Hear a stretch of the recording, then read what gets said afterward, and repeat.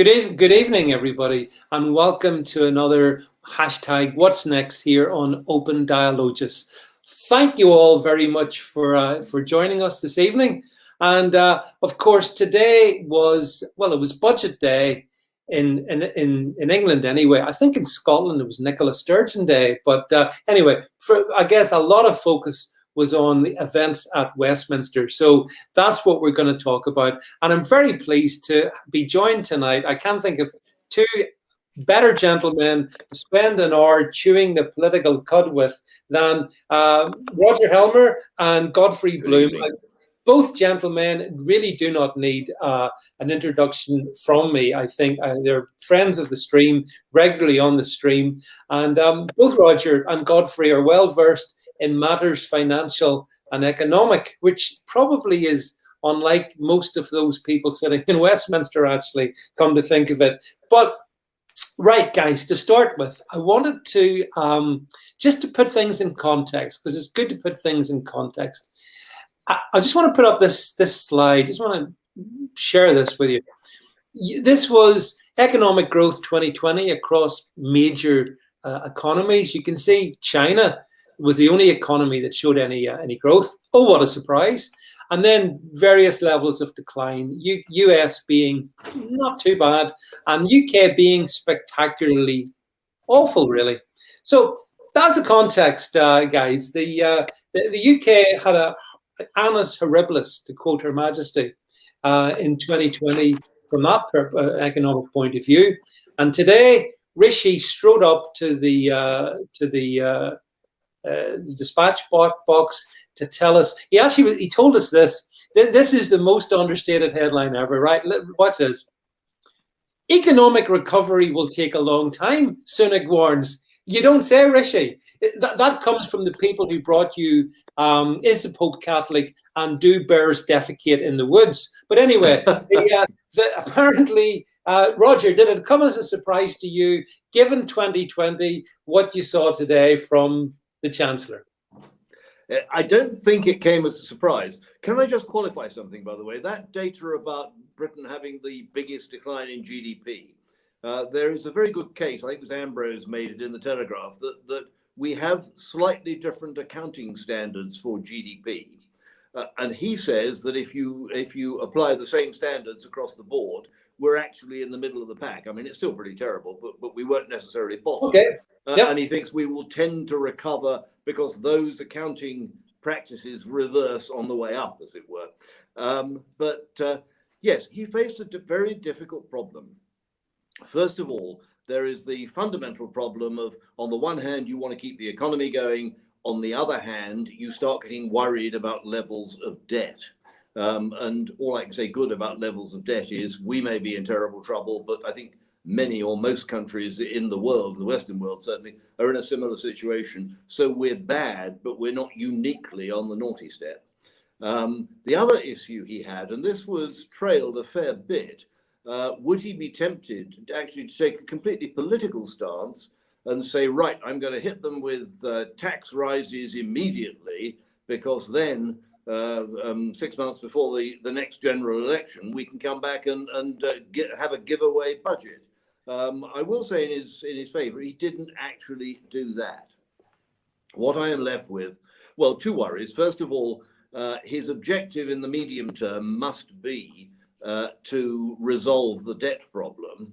And therefore, we need to see what his projections of debt are. Now, forecasting is difficult, especially about the future, but as we know, but nonetheless, he needs to have an idea of where the debt is going. Will it be up or down in 5 years' time, according to his own estimates? That's what we need. The other thing that worries me a great deal, he's got his furlough scheme running on, admittedly on a taper curve, but running on until September. Now, according to the Prime Minister, we finally get out of lockdown in July, subject to the usual caveats. And the Prime Minister seems very keen to emphasize that we may have to delay that if the data say so. He seems much less keen to advance it if the data say so. And right now, the data are much more in favor of advancing it than delaying it. But if we are going to be free and clear by July, if people are going to be able to go back to work, why are they staying on furlough until September? Now that's we can speculate about that, and we can draw conclusions about what the government really thinks about the end of lockdown. But that is a worry and a confusing issue in what he sought to do. Well, Godfrey, I watched the video you put out yesterday on your own channel in anticipation of the budget today. So, what you know? I imagine you didn't see anything that surprised you, but did you see anything that pleased you? The only thing that pleased me were the free ports, and I was pleased to see that. Long overdue, a piece of forward thinking, but to the risk of repeating myself on my own channel piece, I want him to adopt, I want all chancellors, and he's not alone in this, to adopt as their role model, as it were, a dour working class Yorkshire housewife when it comes to balancing his budget, not a blonde bimbo married to a professional footballer who's been given a credit card to play with. And the problem that we're dealing with here is he's spending money, to mix my metaphors, like a drunken sailor on shore leave. Yeah. He clearly has no idea what money is, and most chancellors don't. You've got to go back a very long way to find a chancellor who actually understands what money is. What is money? And he doesn't seem to understand that. He's a modern monetary theorist, which means really it isn't modern at all. He's a Keynesian who believes that debt doesn't matter. And somehow that a state is detached completely from you or me or your family or your business, where debt does matter, to a country where a state where debt doesn't matter. And of course, this is absurd and futile. What actually happens when you get yourself into debt, and the sort of debt here is enormous, is the only way you can get out of it is to inflate your way out of it. And to inflate your way out of it means degrading your currency. Who does that hurt most of all? Poor people, old age pensioners, and those on any form of fixed income. Yeah. If you have assets, for the Cantillon effect, so sort of any of my viewers will know this because a lot of them are professional people. The Cantillon effect, degrading money and printing money, benefits those who hold assets in the first case. If you're at the back of the queue, of course, you suffer. And I did on my own video, I suggested how he could do it, how he doesn't need to raise tax, how he could reduce the national debt, which incidentally isn't just over 2 trillion, it's nearer 3, because he does not present his accounts under international accounting standards. So public funding initiatives, private funding initiatives, and index-linked public sector pensions don't appear on his books. And I've said before, if he did this as UK PLC, he would go to prison. It's illegal. So we're talking about at least 2.75 trillion of national debt, not 2. So then we need to look again at what is that a percentage of GDP? GDP being a rather fake and stupid government arrangement of measuring an economy. It's stupid, but let's go with that because people do. Yeah. But if you do that and you draw the national debt to GDP, that equation, that famous equation, you'll find that our percentage is round about 220%, which is about the same as Greece. So we're not in the middle of the pack. We're actually closer to the bottom. We're in and around Portugal and in and around Greece. It's the way he presents his numbers. And of course, only geeks like with no friends like me understand that. But of course, if I may just quickly wind up where he could have saved the money, all right?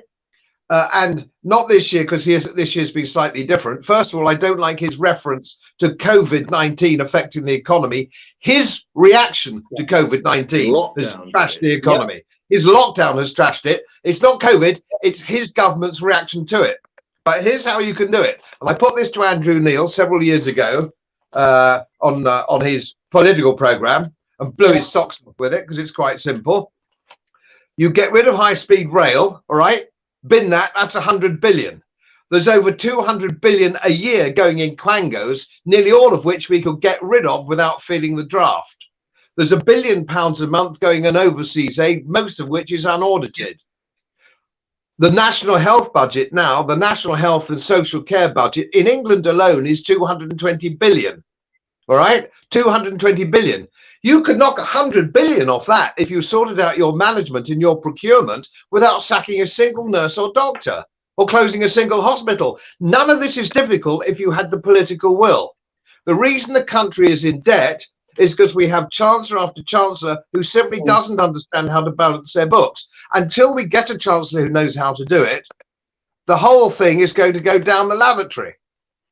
Well, Godfrey, I have to say I completely agree with what you've said. And Roger was agreeing vociferously when you pointed out that it wasn't COVID-19 that has brought about this economic holocaust. It's the government's response to it. It's the government's policy. But let me show you this, guys. This, if I can get you this one here. Yeah. So the Chancellor is saying, this really annoyed me. The rate of corporation tax is going to go up basically 30% from 19% to 25% in 2023. But Rishi says it was fair and necessary for business to contribute to the economic recovery. Roger, why is it fair and necessary? Because I don't understand that. It's his policies, not business. It's his policies. Well, why does he say that? And what do you think about the CT hike for larger companies in particular? I deeply regret the threat, and it is only a threat because he's talking about a couple of years' time. I deeply regret the threat to increase capital, to increase corporation tax. Yeah. I dare say, I can't speak for him, but I dare say Godfrey would agree with me. We're in favour of low taxes. Low taxes in principle are a good thing to have. Low taxes, limited government are good things. But having created the debt, and we know why he created the debt, why he was forced to create the debt because of the lockdown and because of effectively closing down the economy for an extended period, he feels he has to do something. Now, basically, he could break all the Conservatives' manifesto commitments not to increase income tax, not to increase national insurance, not to increase VAT. And you can understand elected MPs' reluctance to go along with what amounts to breaking manifesto promises. Although, of course, I think most reasonable people would say, well, we didn't expect this circumstance to arise, so maybe it's reasonable just to review those promises that you gave. But where else is there to go? There is nowhere else to go but corporation tax. And we should be concerned about interest in the medium to long term. Because at the moment, the government can console itself with the idea that interest rates are at historic lows. It can borrow from next to nothing. The interest it pays on its debts actually come down while the debt's gone up. We need to consider whether that will last. Now, there was a bit of a flutter in American bond yields last week. So you can't be confident that it's all going to settle down, that interest rates will be at the current levels for the next 5 years. They won't be. The question is how far up they go and where we get to. But if I can take you through, I agree with almost everything that Godfrey said. Just one thing. He said the only thing you can do is to inflate it away. You can inflate it away. You can also, if you can find out the way to do it, you can grow it away. If the economy grows, then it eases the problem of dealing with the debt. And I think if Rishi were invited on the programme and were having a chat with us now, he'd be saying, well, what I'm really concerned about is I do want to see the economy grow, and I don't want to see a reduction in GDP, because a reduction in GDP has a negative effect on the percentage represented by the debt. The debt percentage-wise goes up, even if it stays the same, if the GDP goes down. And that is an issue. So I'm sure he is, in his mind, he is focused on growth, but also he is hoping and praying for a little bit of inflation. He wants enough inflation to help him inflate the debt away, but not enough inflation, so he has to start raising interest rates as part of a sort of global move in interest rates. which I think must come. The only question is how big it's going to be and when it's going to come. But Godfrey, one of the things that Brexiteers promised was that when we left the EU, the UK PLC would become this economic, outward-looking global superpower.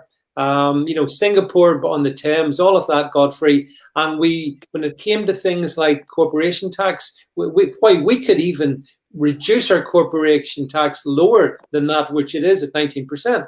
Here we have the Chancellor coming along and saying, hey, by the way, guys, 25% in 2023. I'm not sure it's a threat, Roger. I think it's a promise. 2023, we're going to hike it to 25. I make that a rough 30% increase in where it is now. Godfrey, how does that help business? Well, of course it doesn't. And it isn't just the question of the tax. It's a question who you attract here to come and do business in the United Kingdom. That is a major point. And of course, a low corporation tax rate is a very big attraction, as the Irish have found out, for example, and Liechtenstein and Luxembourg and various other places. So it's a great attraction to have low corporation tax, but none of these are the choices that we have to make. If he understood and if he cut public spending, and it would be quite easy to cut public spending quite drastically, he wouldn't need to put up tax at all. In fact, he could reduce tax if he followed my plan.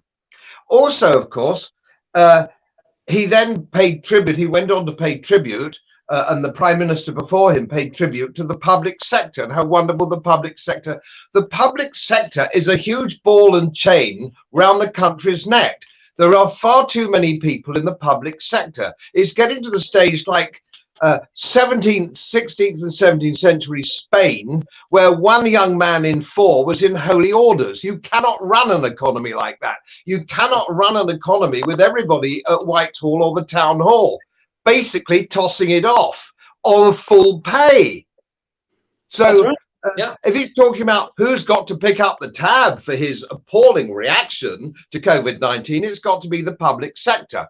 So what you've got to do is you've got to get rid of index-linked pensions, which we can't afford, which cost billions a year. You have to cap senior civil service salaries. I would suggest at £100,000 a year is plenty for the average civil servant. And if they think they can earn more elsewhere, they can bugger off. So that's another way of saving money. And to quote Churchill, he said, anybody who thinks that they can tax their economy back into prosperity is like picking yourself up with using the handle of the bucket in which you are standing. It doesn't work. It won't work. Every intern at the Treasury prepared to move to Darlington will understand that. You can't do it. So he, for all his Goldman Sachs vampire squid background, he still doesn't understand how an economy works. But he reminds me of Gordon Brown, and he reminds me of Ken Clarke, who talk a wonderful story. They talk a wonderful story about prudence and balancing the budget and boom bust. And then in the second half of their speech, they go on to actually rip it all up and say they're going to spend and spend and spend and spend. And of course, the people watching it, and if you look at the punditry after the Chancellor has spoken, it's not just here, it's always, they line up on the political channels, Laura Cheeseburger and Emily No Mates and all that lot, they all line up and they say, and they start talking about whether some family in Western Oldham or something like that is going to be 10 quid a month better off or not. This has got nothing to do with anything at all. Nothing to do with it. Well, they need somebody, an Austrian school economist, I would suggest myself, for a very modest fee, to explain just what's coming down the track. Well, the country is bankrupt. We're getting more. But another thing, he got a groan of approval. Oh, well done, here, when he suggested that he brought the Conservatives brought the country into a strong financial position. We need to look at the numbers. The Conservative Party has doubled the national debt in the last 10 years. They've doubled it. And I've done the figures this afternoon when he came off. A little bit back of a fag packet, but I'm normally reasonably accurate. And I can tell you, by 2026, he will have doubled the national debt again. That's how the numbers pan out. So we are going into more and more debt all the time. And the only way, because he's not going to cut public spending, he said at the end of his speech that he had no intention, that apparently we all voted for the Tory party in order to carry on spending public spending. Well, we didn't. We voted because they were the only game in town for reducing Brexit. We all know that they were a bunch of dummies, but they did have one promise, and that was to do Brexit. So we didn't vote for them to continue to throw money at the civil service and the town hall. We didn't vote for them for that. We voted for them to get a grip, and they're not getting a grip. And he didn't even pretend he was going to get a grip in the future. This is never ending. Yeah, well, Never ending. I actually think you're too optimistic, Godfrey. That's too optimistic. Because did you see the Treasury forecasts for 2022 and 2023? Did you see I've them? got them here. But I mean, in what world, Roger, is the UK economy going to rocket, as it says in the forecast, in the next 2 years when large chunks of our economy are basically wasted? How's that going to happen? And CT flies up in this at the same time. Now, this is another universe, I think.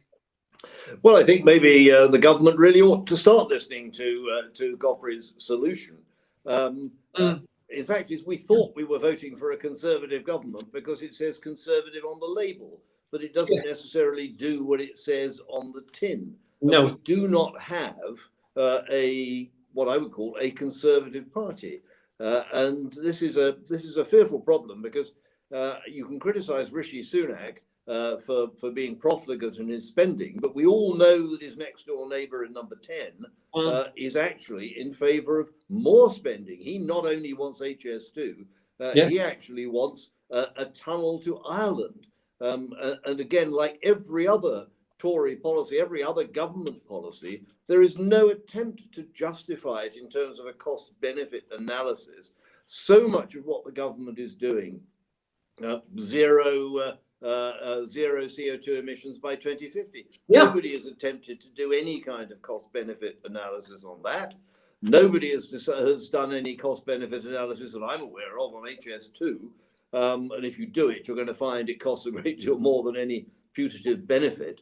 And people just don't think through the consequences of what they're trying to achieve. But I have to say that Godfrey put it extremely well, I thought, by pointing out in very simple terms that the Conservative government has doubled the national debt in 10 years and is set to double it again.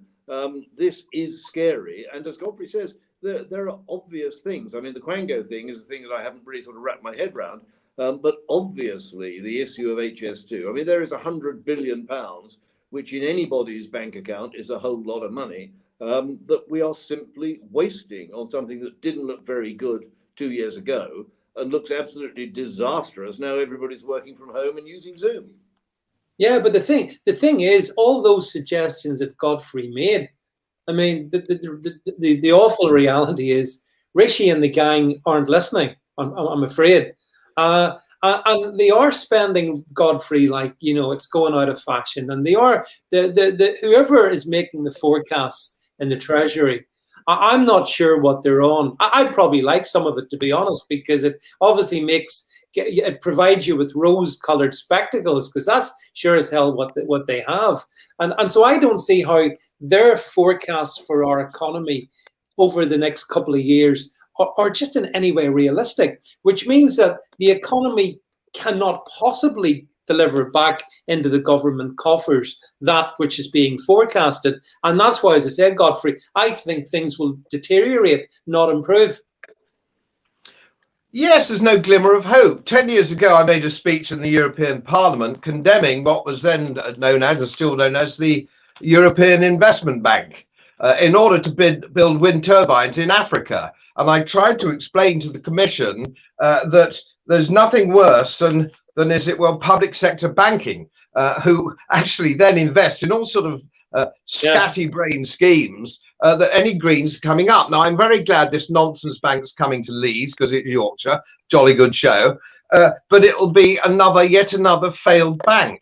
And of course, this Greenie thing, which is run, it seems to me, for Sunak and Boris's, their sort of North London dinner party table. They want to impress their friends about how green they are. But of course, it's at the expense of ordinary working people in the rest of the country. I can't believe that he's actually going to invest more money in wind turbines. The whole world knows wind turbines don't work. Germany built 65,000. Now they're building a whole load of emergency conventional stations. The Iberian Peninsula, it's failed in the Iberian Peninsula. We've seen what happened in Texas. And South Australia 2 years ago was exactly the same. Wind energy doesn't work. It's vastly expensive, and it's not even green by the time you've got the concrete, the copper, and you've ripped up the seabed and the and all the rest of the palaver that goes with wind turbines. It's a well-known, established fact that it's a waste of time and money. So, but they're going down that route. The rest of the world's going, he's got to be crazy.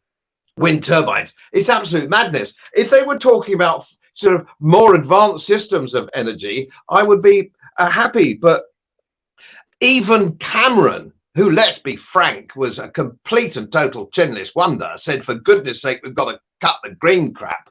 And he managed to get Mrs. Cameron off his back. And of course, poor old Boris, and I've said this before on all the channels I can, Boris has to go along with this rubbish or there's no nookie. And that's the problem. What they need to do is listen to ordinary. He should have married a Yorkshire lass from a working class background instead of the stupid sort of women he's associating with at the moment.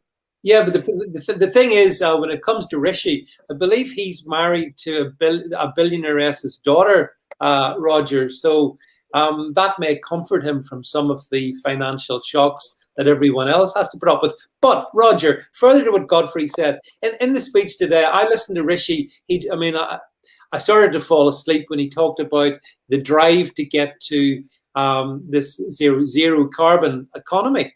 And anybody, I bet everybody watching this stream, anyone with any sense would understand that, again, this is oxymoronic. You can't get to a zero carbon economy and have a functioning modern economy. So what you need to understand, David, you need to understand that the Greens and the Green Party, they can work magic. You see, they reckon you can make steel without coking coal.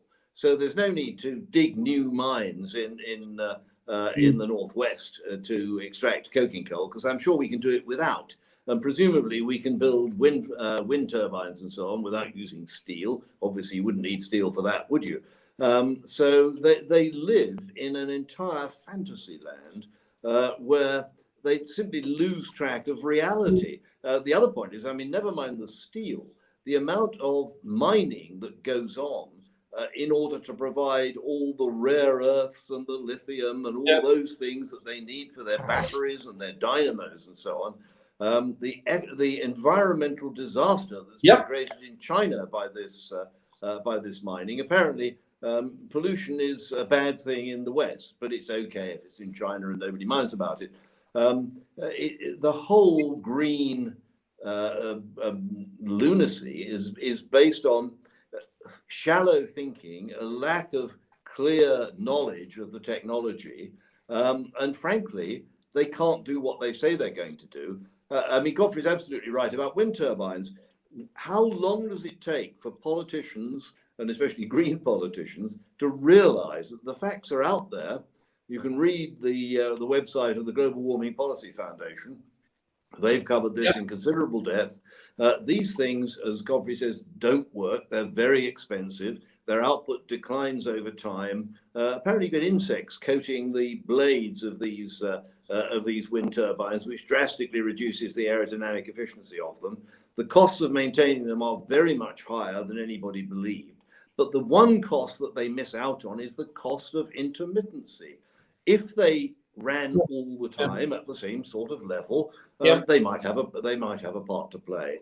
But the damage that they do to the grid stability and the need for backup is such that they can never be worth putting up. It really comes down to this whole virtue signaling thing. You know, politicians love to stand under wind turbines in the middle of a wind farm, well, preferably not in the North Sea because they would get wet, but wherever they happen to be, and say, look, I am saving the planet.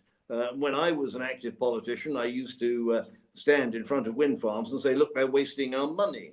But we can't get the sense of it into their heads. And wherever you look, whenever you can get data on the cost of electricity, it is going up in Britain, particularly. Energy costs are going up fairly rapidly. They don't need to. There's plenty of gas in the world, and gas is getting cheaper. There's plenty of oil in the world. There's plenty of coal in the world, and we won't use it. And the disaster we're creating in the economy runs through to in Britain, what is one of the biggest things we manufacture in Britain? Motor cars. And what are we doing to the motor car industry? It is going to, well, we've already created a disaster in the auto industry because of the lockdown, because of the situation we face now. I wouldn't dream of buying a new car at the moment because I don't know what rules are going to be made about electric cars and about extra costs for traditional fossil fuel cars. So any sensible person is going to be extremely cautious and say, well, my car's 4 years old, 5 years old, but I'll just keep running it until we have a clearer picture. So the damage that is being done to the industry is shocking. And we don't have a huge manufacturing sector in the UK anyway. And the idea that we're damaging a most important component of it is really heartbreaking. Yeah, it is. But I mean, again, going back to the budget, I wanted to just, Godfrey, share this one with you. Just make sure I bring the right one up. Yeah, 1 million people more are to pay income tax by 2026. So he's, as you know, he's using a bit of fiscal drag there, Godfrey, at the lower end, at the top end, so that he's frozen actually from April of this year until 2026. So in other words, freezing the lower threshold so people will naturally move up who aren't currently paying income tax, and they'll start paying tax. And then at the top end, more and more people have fallen into the 40% bracket. Does that sound very conservative to you? Getting as many people as possible, Godfrey, to pay tax, because that's what he's doing. Well, that is the whole basis of inflation, of course, which inflation is a tax, which a lot of people don't understand. Inflation is simply a tax. So if you freeze the threshold in a few years' time, the threshold will be microscopic and they won't actually move it. So you bring more people into the tax bracket. More of the low paid will come in, more of the middle England will come in, and you'll find that perfectly ordinary middle-ranking professional classes are paying a high rate of tax. Your artisan classes, of course, won't pay it because they'll find ways of not paying it. So this is not going to actually work. And I rather love the way I made a few notes here. And this is something which I always love, the sheer effrontery of this. The way they put down the estimated growth for 2022 is 4.2. That's not right. 4.3 or 4.1. 4.2. 4.2. So they really know to the full. So I can see them, because I'd do this. If I was sitting around the table saying, how can we sell this? I said, we want people to take it seriously. Never do 4% or 5%, all right? Or 3%. Yeah. No good. It's not going to work. It's got to be 4.2. Or better still, 4.25. And people go, cool. Exactly, yeah. They missed out. Yeah, I don't mind. Somebody's done their homework. Oh, it's the third pint. Oh, why 4? Why not 5? Let's have another pint. Let's make it 8. Let's really go for it, because nobody will remember. Because mainstream media punditry is so bad that they don't know how to take it apart. I would destroy, if I was at the dispatch box instead of Starmer, I could have destroyed Sunak, destroyed him in 5 minutes flat. But nobody has the skill or knowledge or can be bothered to do the homework to do it. So it rolls on. Like Gordon Brown, who was supposed to be the Iron Chancellor, and he didn't. He was another spender. Ken Clarke, remember? You had to spend to save. Do you remember Ken, who's been a socialist ever since he was at bloody Cambridge? It goes on and it goes on. And it's got to stop, because all it's doing is stealing money from the next generation. It's hurting working class people. And you're right, Roger's right when he's talking about the cost of energy. The cost of energy doesn't matter to Boris. He was getting £250,000 a year for the Daily Telegraph for years and years for writing complete and total bollocks. So he's a very, very wealthy man, and he'll be on the circuit for lectures and so on and so forth. He'll end up nearly as rich as Blair, I'm quite sure, because they've all got their hand in the till somewhere along the line. But your old age pensioner in Tadcaster or Pontefract, her energy bill is round about a quarter of a weekly income. This is scandalous. There's nobody sticking out for the working classes of this country. The white working classes are completely abandoned. There's no Labour Party worthy of the name. I was no one for the old Labour Party, and not a great one for trade unions, but at least they thought they were speaking up for their members. These people are abandoned. They've got nowhere to go. And of course, what will happen eventually, they will turn to the radical right. Sooner or later, and the more illegal immigrants that we bring in all the time, the more we bring in, the more it will polarize the white working class. And this isn't good for anybody because they don't have a voice. And who could blame them? Who could blame them? We've got to sort this out. The whole political dynamic in this country has gone to shit. Well, you're absolutely right, Goddess.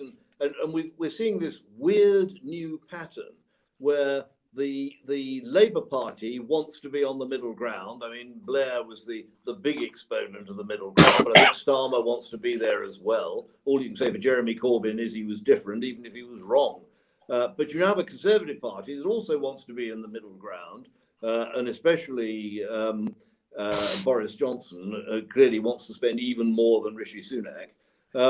So the game has become, we have two major established parties. Yeah. And the competition is who can dominate the middle ground. And neither is the Labour Party presenting pro-working class policies, nor is the Conservative Party producing sensible economic policies, because they're really trying to outbid each other on that centre ground. But one of the problems is, though, you've both mentioned the working class, but in the past year, a big chunk of the working class aren't working. And as you said, Roger, I think I've got it here.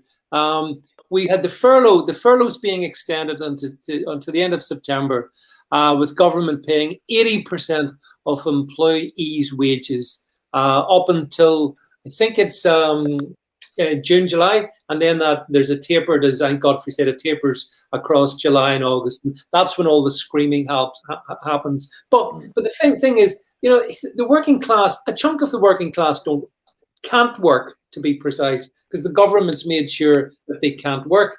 And I wonder, Roger, do you think when this will this furlough scheme come to an end? And if it does come to an end, do you think we're going to see unemployment, soar upwards? Or what do you think is going to happen when surely furlough must end? It's 10 billion a month, isn't it? How can they keep going with it? We would like to see it end. I'm aware of the conspiracy theory that says the government entirely wishes to control us, that it wishes to move on to a situation where everybody receives a citizen's wage. Yeah. I think that's a bit extreme. I don't think they want to do that, but they're certainly setting themselves up as though they might do. But frankly, there is a huge problem with what we're calling the working class, because more and more we will see artificial intelligence over the next 5, 10, 20 years taking over, well, actually, not only the working class, unskilled, semi-skilled jobs, it's a threat also to the middle class, because we're going to see lots and lots of middle class jobs. Take conveyancing. I mean, it's pretty straightforward. And we will see artificial intelligence doing that. And so many jobs in the what we traditionally call the working class, but also in the middle class, are simply going to disappear. And I don't think that's been thought through. And to be honest, I don't know what the solution is, but I see it as a problem of which we ought to be aware. Yeah, I mean, that's a fair point, isn't it, Godfrey? The advance of technology is going to take away employment from a lot of working class professions. The other thing, by the way, Godfrey, just while I'm at it, did you see that the minimum wage is being raised as well? Did you see that? Yeah, I was going to talk about that. Yeah. Just finishing off with Roger. Roger's absolutely right, of course.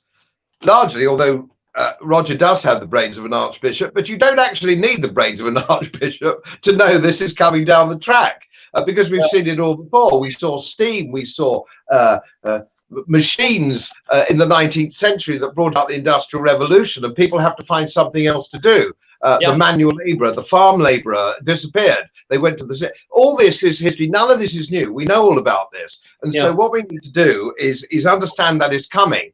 And of course, it isn't quite as simple. The class structure isn't quite the same as it used to be. You have a submerged class now who don't vote. They don't come into the equation at all. They're second or third generation welfare dependent.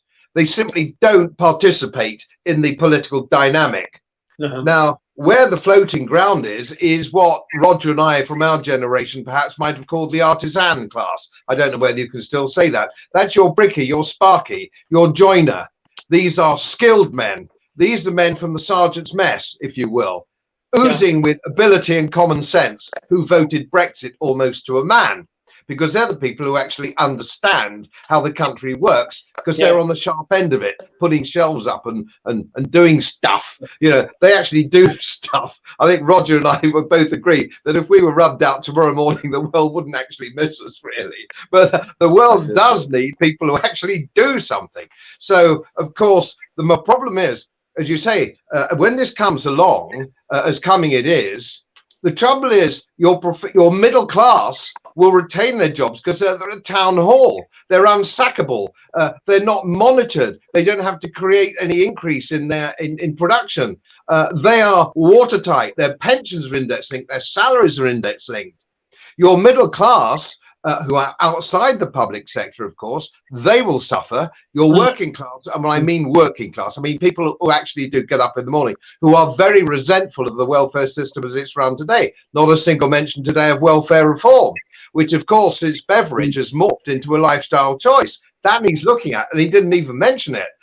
You know, with people, your ordinary working Joe looking out of the window, going to his factory or whatever it is first thing in the morning, looking at a family who are earning more than he is because they've bred 4 kids from maybe from 4 different fathers. And the working classes are getting very, very pissed off with that.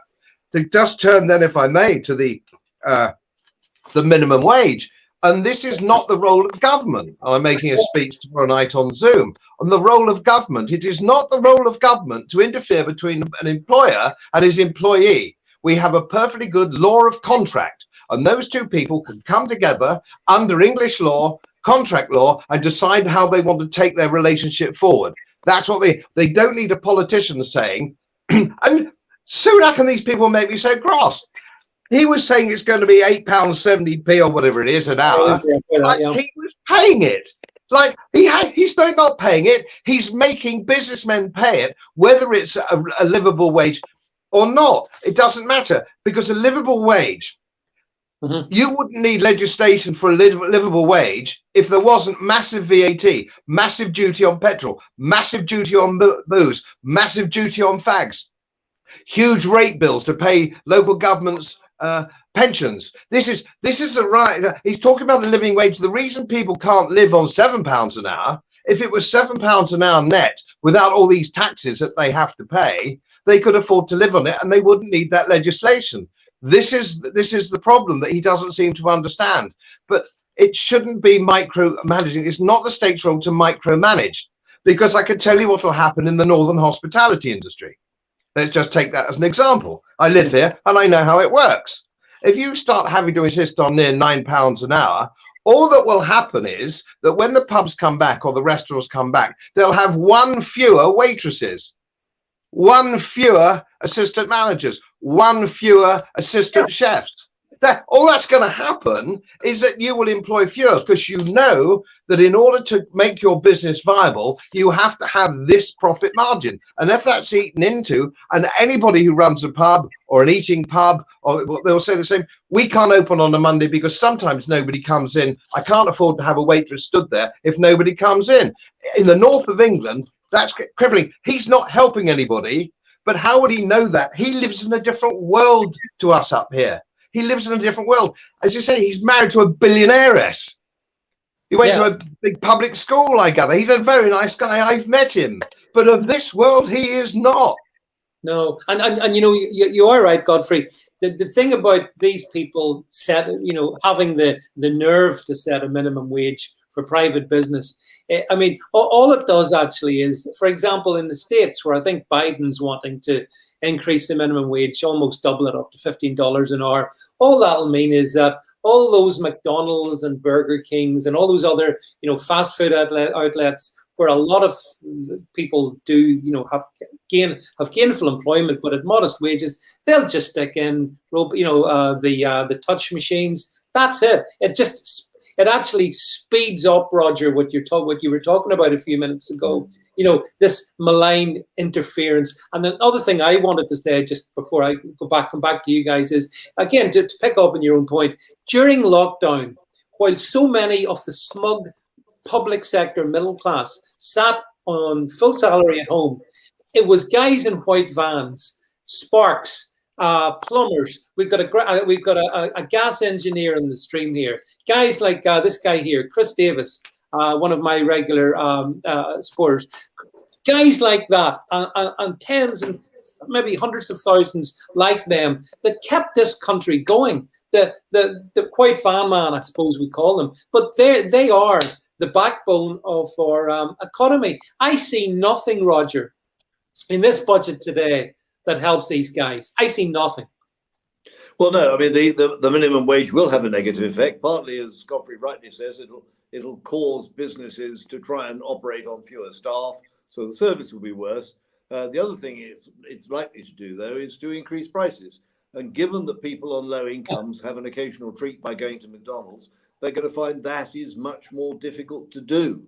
We've really come right full circle back to the issue of what governments are for and how they ought to operate. Yeah. And smaller governments are better governments.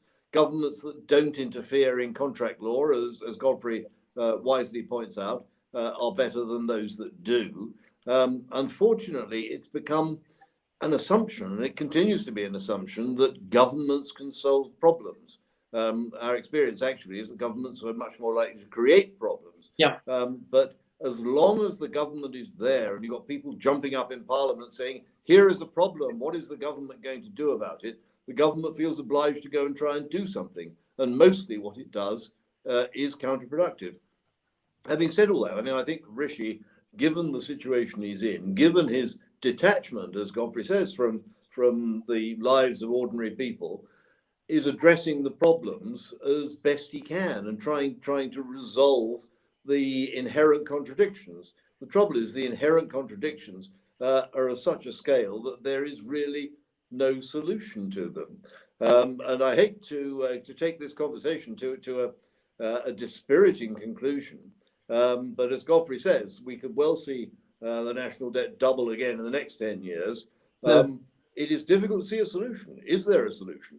Well, you see, the thing in all this, Godfrey, that gets me is that, all these difficulties that surround the Chancellor and the government. But my point is, the government caused them. It was the government that closed our economy down. Culpability lies 100% with Boris Johnson and the other acolytes around him and the Chancellor, because they all went along with it. And so having scorched the economy, they now are turning around and they're putting the tax, corporation tax up in business, to punishing business. They're going to make people pay more taxes. I mean, I'm sorry, Godfrey. I just see government as fully culpable. Yes, I mean, of course, with my solutions, there is, to a certain extent, the Irishman from Kerry, when he was asked directions, well, sure, I wouldn't start from here.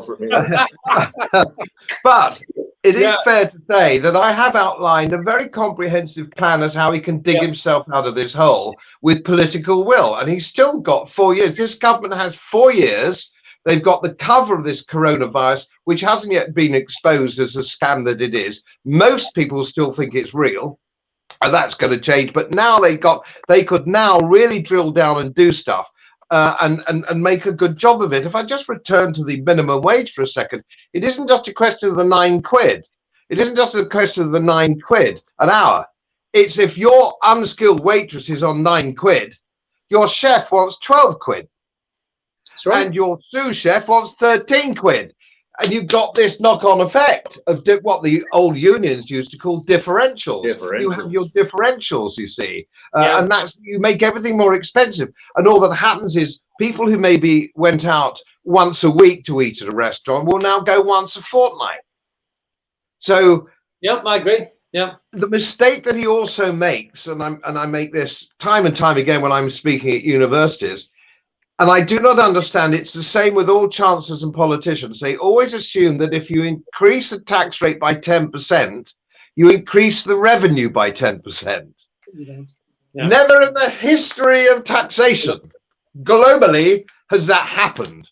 But every chancellor sits down with his pocket calculator, goes, I tell you what, let's whack 10% on this tax or that tax, and that will raise this amount of revenue. They do it at the Treasury, and the reason they do it at Treasury is because they all read classics.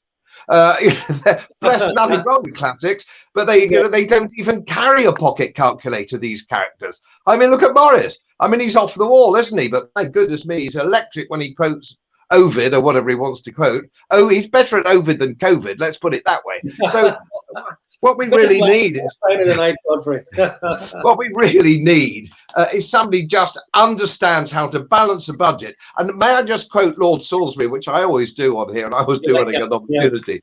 Lord Salisbury was quite right. The most successful real Conservative Prime Minister that the country's ever seen. He said the job of Parliament is simply to facilitate the entrepreneurial spirit of the British people. I agree. That's the role of Parliament. It isn't to micromanage. It's to get out of the way and let us businessmen and workers get together and really make the country take off. And of course, if you look at the growth in the economy of the 1890s under Lord Salisbury, it was positively phenomenal because he got out of people's way. And another wonderful quote I like from him is he wanted to form a mind your own business society. Mind your own business. And what I want to say to these people, these politicians, is mind your own business. Don't tell me what I can pay, what my staff holidays ought to be, what my staff hours ought to be, because that doesn't work. Let me deal with that with my employee. And if we're going to go out on Thursday nights and clap, you're quite right. Let's clap the van drivers who kept us going. And I saw a wonderful tweet the other night. It says, lockdown's been about working class people delivering stuff to middle class people. That's right. What lockdown will be about. That's exactly right. That's why it infuriates me, because certain sector, comfortable middle class public sector, they love it. But here's the thing, Roger. We talk about, okay, maybe there's a couple of years to see if the economy can start to sort of return in some way. But the presumption is that we have to exit lockdown. We absolutely must exit lockdown. And I'm not sure that's the case. And you talk about how inflation is such an enemy. And one of the things that's happened during lockdown, I know lots of restaurants around me, and they're obviously closed. You can't go in and have a meal, but they do maybe once a week, Saturday night, they'll do a carry out, or a Sunday lunch, and you can go and get it. If you look at the price you pay for those takeaways, Roger, they're quite expensive. And I can understand that, because those businesses have had to take all on the PPE costs, the social distancing costs. So there, even if we have to completely exit lockdown and everything to do with lockdown, or we've got built-in inflation that's going to bite us in the bum in the next 6 to 12 months. Oh, you're absolutely right. I mean, restaurants can't carry on with merely take-out business. Pubs can't carry on with selling jugs of beer for people to take home. Yeah, those businesses are closed. I was going to say they're going to close. Many of them have closed. Many of the pubs that we know and love will never come back again. So you're absolutely right. The only way to get the economy moving is to stop the lockdown, is for us to get out there, drink in pubs, eat in restaurants, go to the office, do the work, and get on with it. And the sooner we do that, the better. And we're seeing now death rates and hospitalization rates coming down to quite manageable levels. We want the government to look at those numbers. Boris said we want to be driven by the data, not the dates. Well, okay, be driven by the data then, and get things open and get things working. Can I, by the way, just come back to something that Godfrey said? He had his quote from Lord Salisbury. And I have a quote which I love. It's from an American right-wing commentator, and I'm sorry I've forgotten his name, but the quote is brilliant. He said, "We don't have to teach the grass to grow. We just have to get the rocks off the lawn." And if only the government would say, we don't have to work out how the economy will grow. We just have to take the barriers out of the way of people and let them get on with it. The trouble is that politicians are so risk averse. Because if we assume that any problem can be solved by politicians, then the corollary to that is that if anything goes wrong, It's the fault of the politicians for not solving it. And one of Boris's problems is he wants to be loved. Fair enough, we all want to be loved. So he never wants to make a negative announcement. He never wants to be blamed for anything that's going wrong. Very true. So he is particularly concerned. Godfrey is also absolutely right about this static economy assumption, that if we double the tax rate, we'll double the income. And I'm convinced that the guys in the Treasury, actually, they haven't heard of the Laffer curve. They don't know what it is. They simply don't understand. I remember people I worked with in the Parliament making exactly this assumption: we can double the tax rate and increase the revenue. You can't. It doesn't work like that. There is an optimum level for tax to maximise the income to the government, to the Treasury. Actually, it may not necessarily be the optimum level for the economy, but it would be a hell of a lot better than the sort of levels that we're going for. How is it that we're going to get these messages through to the people who are actually in a decision-making position, in whether it's number 10 or number 11, or the great mass of MPs who are sitting around in Parliament? And some of them know this, but they just can't get the message through. I've been asked a question here. I'll put it to you, Godfrey. Do you think that the pension age will be raised? Well, I spent 40 years in pension fund management, actually, in the city, and so it's something I know something about. And of course, you've got to remember, when state pensions came in, it was an idea of Lloyd George, and he pushed it through in 1911, and it was something that came, funnily enough, out of Prussia in the late 1890s. It was a Bismarckian idea, if you will, which comes as a surprise. But of course, the pensions in those days assumed a 2-year life expectancy. So it was 67. So if you drew your pension at 65, it was only 2 years. Now, of course, people are living till they are 80. The national average life expectancy has shot through the roof. And of course, they have to be funded. And here again, I say, the only people who are protected in this are the public sector workers. If you're a private sector worker, it's extremely difficult for you to keep pace or save enough money. So if you are going to increase state pensions, as this gentleman suggests, and should it happen, I would argue that we now are taxed. This is the highest tax take in 2020, the highest tax take for 50 years, right? For 50 years. So tax is enormous. So people haven't been an opportunity to save for their own tax, put their own savings in. So they're under responsibility by the state. So if you want to be fair and raise the rate of pension for ordinary working people, the only way you can do that, pay for that, is by getting rid of index-linked pensions for the public sector. You can't have people over there in their millions milking the system and people over there getting barely enough to live on. It's immoral. It's a question about economics, but it's immoral.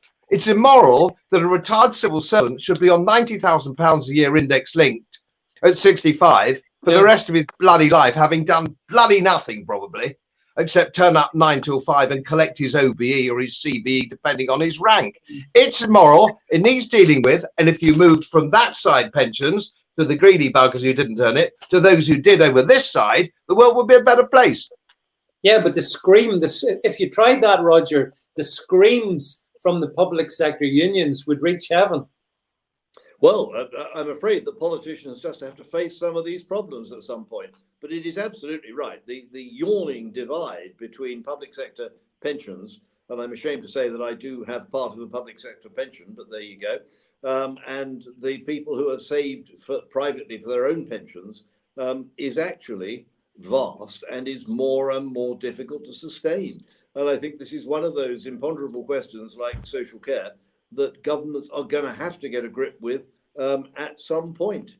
And there will be trouble. Godfrey has talked about the problems that will arise if the views of the artisan class are not attended to.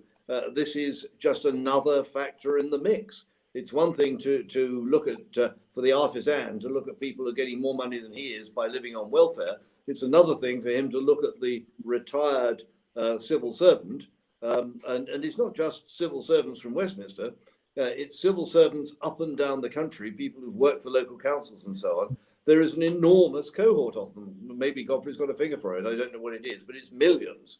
who are doing sort of okay, and the millions on the other side of the debate who are relying on a state pension or are relying on their savings for the most part, they are the people in terrible trouble. Yeah, but I mean that's absolutely right, isn't it, Godfrey? The schism in British society, in some ways, has never been greater between what I've always called the bloated public sector and the hardworking, wealth-generating private sector. This is the problem. We're getting to the stage now, and we're at a tipping point where there aren't enough people in the wealth-creating sector to support this inverse pyramid of people in the public sector. Yeah. And it's on the balance. I think it's already past the tipping point. But let's just wind up here with what a wealth creator is, because I was debating at the Durham University a little while ago with a guy from the Adam Smith Institute who didn't have a clue what a wealth creating sector was. Bless his young cotton socks. How do they get these jobs? I don't know. He was a socialist. Anyway, let me just explain. Your ordinary young lady who's got one chair doing somebody's hair in your market town, a ladies' hairdresser, is a wealth creator. Yeah. The chief executive of your local council on £200,000 a year is a devourer of wealth, paid for by lots and lots of those little girls trying to make ends meet with their suntans or their hairdressing or their fingernails. And I was disgusted when I saw police barge in the other day and behave most brutally to a young lady trying to earn a living through this. So that's another story. But we've got to understand what the wealth creation sector is and who isn't. Well, and until we understand that, until politicians understand it, and academic economists understand that, and they don't understand anything. I've been to all these universities, I've lectured all these.